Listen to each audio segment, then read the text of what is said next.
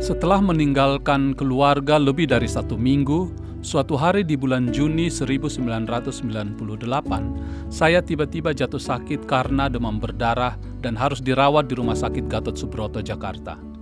Sementara saya berbaring di rumah sakit, saya mendengar demonstrasi mahasiswa meledak di Jakarta dan terjadilah pembakaran beberapa supermarket serta beberapa tempat ibadah, termasuk gereja yang masih saya harus kunjungi. Keadaan kota Jakarta sungguh kacau selama beberapa hari. Saya menonton lewat televisi, terjadi penjarahan di toko-toko dan banyak orang mati terperangkap oleh api di supermarket. 12 mahasiswa pada waktu itu mati terbunuh dalam bentrokan antara mahasiswa dengan tentara.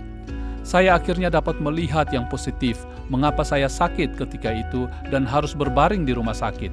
Jika tidak, mungkin juga bahwa saya ikut terbunuh. Saya selamat dari huru-hara di Jakarta, tetapi kehilangan semua uang yang saya dapatkan dari pelayanan untuk membayar biaya rumah sakit. Saya harus kembali ke kantor kami di Surabaya tanpa uang sama sekali, di mana keluarga saya sedang menunggu.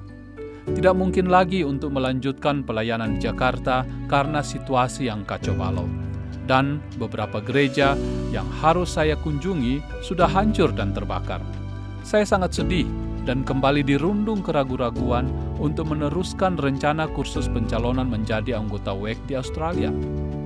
Suatu pagi, dalam saat teduh pribadi, saya mendapatkan firman Tuhan dari Ratapan 3 ayat 24, dan itu menjadi penghiburan untuk saya.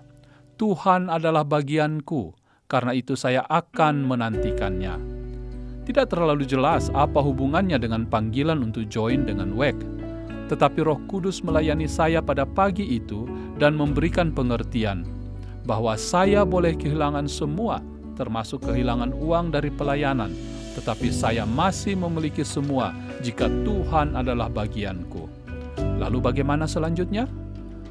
Kami harus menunda keberangkatan kami ke Australia sampai kami bisa mendapatkan uang yang cukup dan saya masih harus melanjutkan deputasi ke kota lain di Indonesia. Untuk berapa lama lagi ya Tuhan? Hal ini menjadi pergumulan baru bagi saya. 2 minggu kemudian, kami tiba-tiba mendapatkan telepon dari Australia untuk segera datang mengikuti kursus pencalonan WEC. Ternyata ada orang yang Tuhan telah utus untuk membayar semua keperluan kami selama 5 bulan di Australia. Demikian bunyi telepon di seberang sana yang diteruskan oleh pemimpin WEC Indonesia kepada kami. Tuhan sungguh ajaib dan setia dengan panggilannya. Dia yang memanggil, Dia jugalah yang menyiapkan segala sesuatu yang kami perlukan, termasuk urusan visa yang tepat pada waktunya. Tetapi satu hal yang Dia mau, bahwa kita harus mengutamakan Dia di dalam hidup kita. Tuhan adalah bagianku, karena itu aku menantikannya. Dia yang memilih WEC sebagai badan misi bagi kami untuk memasuki ladang di Afrika, dan kesetiaannya telah terbukti lebih dari 20 tahun kami bersama lembaga ini.